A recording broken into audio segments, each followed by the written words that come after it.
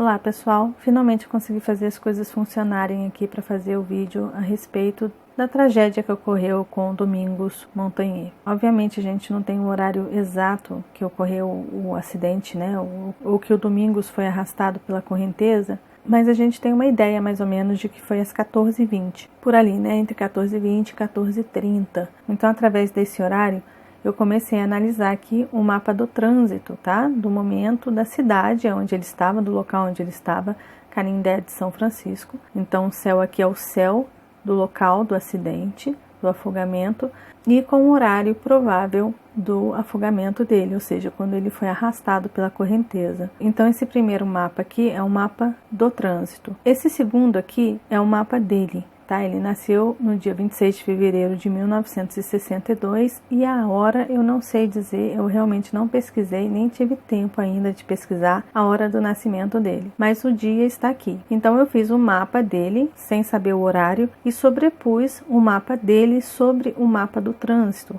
Quando a gente faz isso, a gente anula o mapa da pessoa. Quando a gente não tem o horário, a gente coloca o mapa sobre o trânsito. E não o contrário, o trânsito sobre o mapa natal. Bom, assim a gente consegue ver o céu de hoje e o que esse céu de hoje influenciava no mapa dele. Então é isso que esses dois mapas representam. Vamos primeiro analisar o primeiro mapa, o mapa do trânsito de hoje, do momento do acidente, provável momento do afogamento dele. 2 pontos importantes. Lua estava em Peixes, Netuno retrógrado em Peixes. Essa lua está caminhando para uma conjunção com Netuno e Lua, Netuno, Peixes. Tudo isso representa água, útero, afogamento, ficar submerso, perder a consciência, não compreender a situação, não saber ao certo o que fazer. Isso é uma energia netuniana, isso é uma energia pisciana. Peixes representa as profundezas das águas, do mar, do silêncio, da prisão, do enclausuramento, do ficar perdido, de ficar nebuloso, de não conseguirmos enxergar direito. Então essa é a energia que estava no céu neste momento aqui. Isso tudo junto com o eixo nodal sul. E o eixo nodal sul, como a gente sabe, tem ligação com a lua. Então traz muito essa energia também lunar, essa energia emocional, essa energia de vidas passadas, de karma e coisas do tipo. Todos esses planetas aqui, eixo nodal sul, Netuno e Lua, estavam fazendo uma quadratura para Saturno, e Saturno em Sagitário. E esse planeta rege o signo de Capricórnio, que estava pegando aqui a cúspide da casa 12, casa de Peixes. Ao mesmo tempo, esse Saturno estava fazendo uma quadratura para o eixo nodal norte aqui, para Mercúrio e de alguma forma para o Sol também, que acaba pegando um pouco essa energia. E essa energia estava fazendo e ainda está fazendo uma oposição aqui para Netuno, Lua e eixo nodal sul. Então aqui nós temos um aspecto em T. Esse aspecto é um aspecto tenso que a gente está tendo no céu nesse momento. Então são 2 quadraturas e uma oposição ocorrendo no céu. E as energias que estão sendo ativadas são as energias mutáveis. Bom, Mercúrio está retrógrado. Então, por uma situação em que precisa de agilidade, de rapidez, de reflexo, toda essa energia está um pouquinho travada por conta deste Mercúrio. O Mercúrio também representa de alguma forma a habilidade, o movimento, a astúcia. Esse Mercúrio retrógrado dificulta a mente encontrar caminhos para uma salvação, por exemplo. A mente não funciona. Conseguir compreender a situação de forma rápida, às vezes, não dá muito certo quando Mercúrio está retrógrado. E Netuno também está retrógrado aqui. Mas Netuno, estando retrógrado, já representa de alguma forma uma certa dificuldade de lidar com as águas. É como se a água estivesse mais turva do que o normal, mais escura do que o normal, puxando mais que o normal, mais retrógrada que o normal. Não está fluindo num ritmo normal. Está numa correnteza contrária, podemos assim dizer. E Quiron, obviamente, está no meio de tudo isso. Bom, aí a gente vê esse quadro, mais uma vez, eu vou lembrar aqui que eu não tenho o horário exato do nascimento do Domingos, mas a gente tem a data de nascimento dele. Então, um ponto que é muito forte a respeito de tudo isso, que fez com que eu realmente buscasse esse mapa ali por volta de 6 horas da tarde, foi quando eu vi que ele morreu. E quando eu vi a data de nascimento dele, eu olhei e falei, gente, ele é pisciano. Então aquele mapa que eu estava analisando do céu do momento ganhou uma importância ainda maior, porque quando eu vi que ele era um pisciano, eu falei, opa, peraí, agora a coisa ficou mais séria aqui, né? Vamos analisar esse mapa, vamos tentar analisar esse mapa. E aí eu montei esse mapa aqui para poder analisar. Ele tem o Sol no grau 7 do signo de Peixes. E a Lua estava ali, transitando ali entre o grau 7 e 8 e provavelmente o 9 ali, quando tudo isso estava acontecendo. Mas é bem provável que estava ali transitando entre o grau 7 e 8. Ou seja, essa Lua, que lembrando que aqui embaixo está o trânsito, essa Lua estava transitando por sobre o Sol dele. E Netuno já está há um tempo aqui transitando por sobre o Sol dele também. E o eixo nodal sul também está transitando por sobre o Sol dele. Só que junto com esse Sol ele tem Quiron. Quiron está aí, está no meio de tudo isso.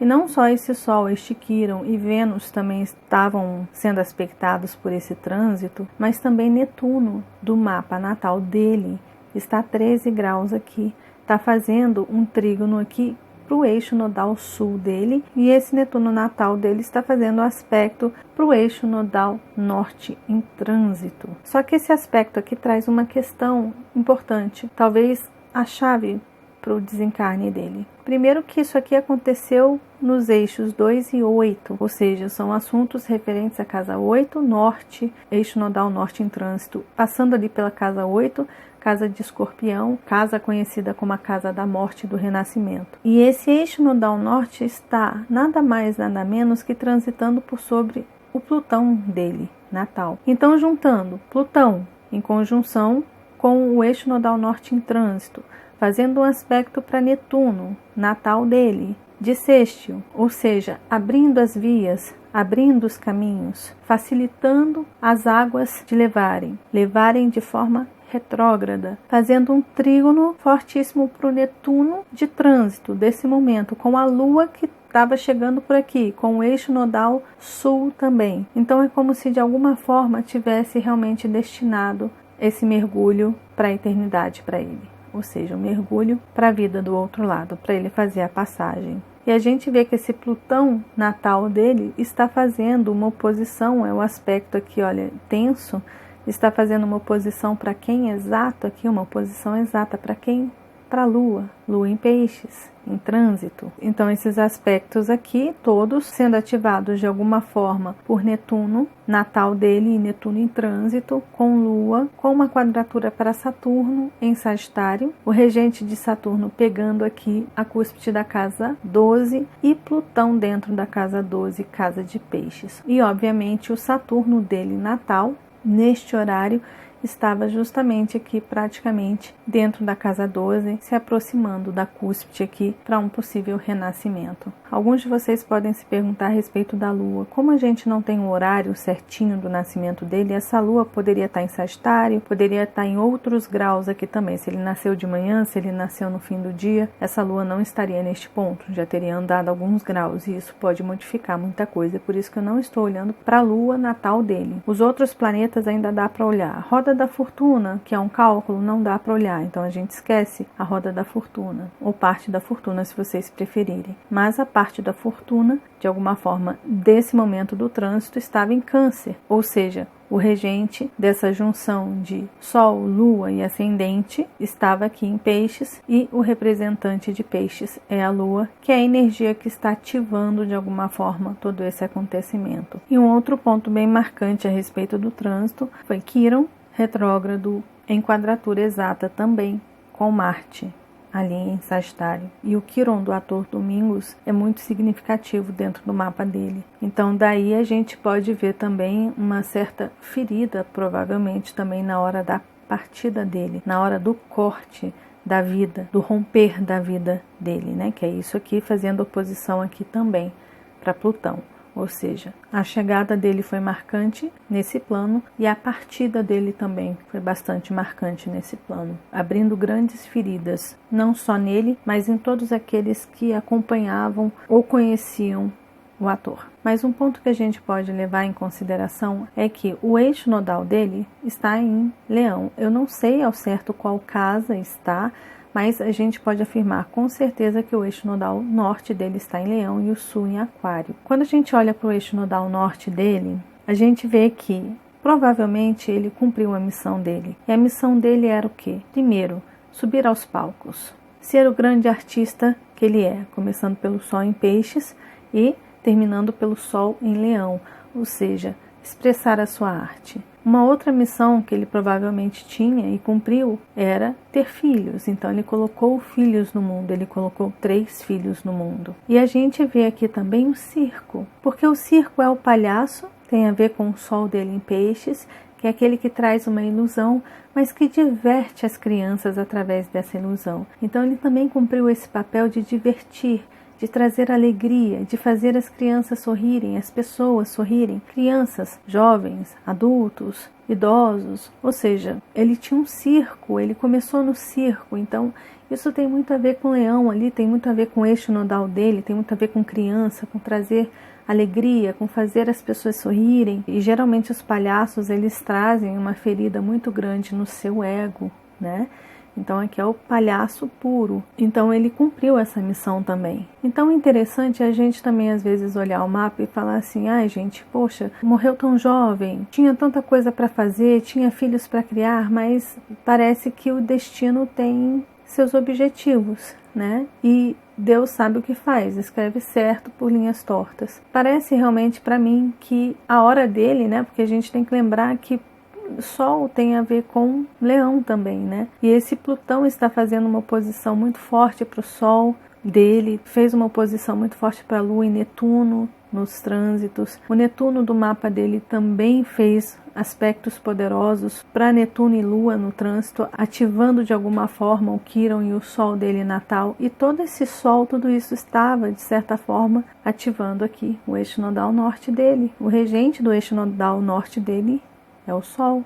Ele foi levado pelas águas. Ele partiu através dos braços feminino das águas. A gente vê Vênus, feminino. A gente vê Lua, feminino. A gente vê Netuno, feminino. A gente vê Netuno aqui em cima, feminino. Provavelmente a Lua aqui também, em Escorpião, feminino. Esse Netuno em Escorpião, mais uma energia que está ativando esse Plutão aqui, todo esse trânsito. Ou seja, tem muita energia feminina, tem muita energia das águas, das emoções e muita energia pisciana em torno dessa partida dele, como se ele tivesse realmente cumprido a missão dele.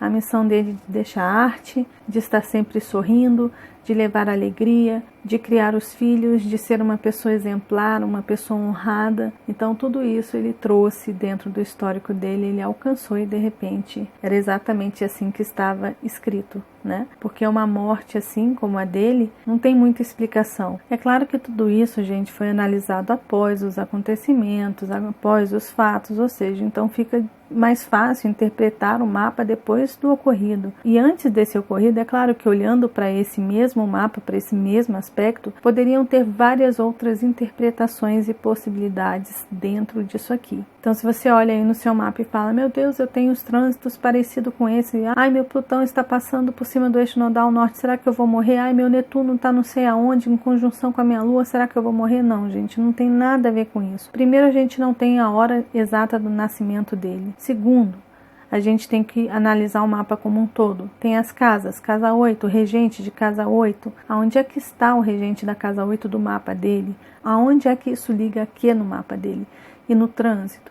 Ou seja, precisa costurar os dois mapas juntos com casas, cúspides, planetas, graus, tudo. Não é uma leitura simples, aqui está sendo uma pincelada nos pontos mais marcantes desse momento do desencarne dele. E claro que existiu o lado de Virgem também muito forte em todo esse acontecimento, ou seja, encontraram ele rápido, a busca foi minuciosa, então essa energia virginiana aqui de alguma forma ganhou força. Eles conseguiram encontrar, vasculhar de alguma forma Virgem na casa 8, então eles vasculharam o oculto, o que estava por baixo, aquilo que estava escondido de alguma forma. Então encontraram ele rápido. Ele podia ter sumido para sempre, mas não sumiu. Ele foi encontrado, sem vida, mas foi encontrado.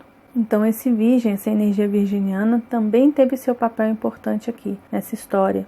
E é claro, a gente não pode esquecer de Plutão. Plutão está em Capricórnio, e o regente de Capricórnio está aqui em Sagitário e que fez todos esses aspectos aqui fortes, tá? E Capricórnio estava na casa 12 no momento do acidente. Então, no céu do momento, essa energia capricorniana, e Plutão do trânsito estava ali na casa 12. Então essa casa 12 ativa mais ainda os assuntos de peixes, possibilita ainda mais afogamentos, possibilita ainda mais ficar no inconsciente, ficar perdido, mas rapidamente ele foi encontrado.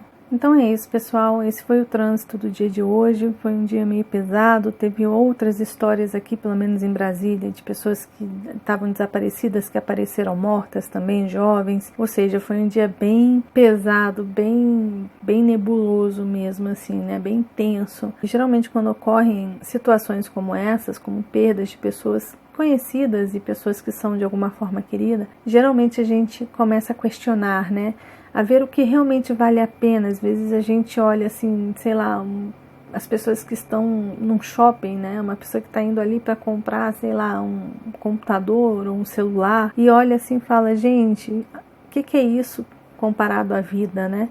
Então é um momento que remete a gente também, que essa lua em peixes aqui, em conjunção com Netuno, com o eixo nodal sul, toda essa energia que está rolando aí, chama a gente para uma consciência, né? Para a gente ter consciência dos reais valores. Aí vem Saturno aqui em Sagitário, né? Quais são os reais valores? Mas isso tudo eu vou falar na lua cheia que vai acontecer amanhã e o eclipse também. Então no próximo vídeo eu vou falar um pouquinho sobre esse sentimento de despertar, de trazer para uma consciência, talvez uma ilusão que a gente vive dentro de uma realidade, que a gente acha que é uma realidade, mas que no fundo a realidade é esse sentimento que a gente teve hoje, por exemplo, de perda, de a vida ser muito frágil, ser muito, basta estar vivo para morrer. Essa é a realidade, e de repente aquilo que a gente vive no nosso cotidiano, a gente se ilude dentro de uma realidade que não é real. E é isso que o trânsito do momento, que é esse aspecto em T aqui, está pedindo pra gente de alguma forma, mas isso vai ser falado no próximo vídeo, tá bom? Então é isso, pessoal. Nos vemos então nos nossos próximos encontros astrológicos. Até lá. Tchau, tchau.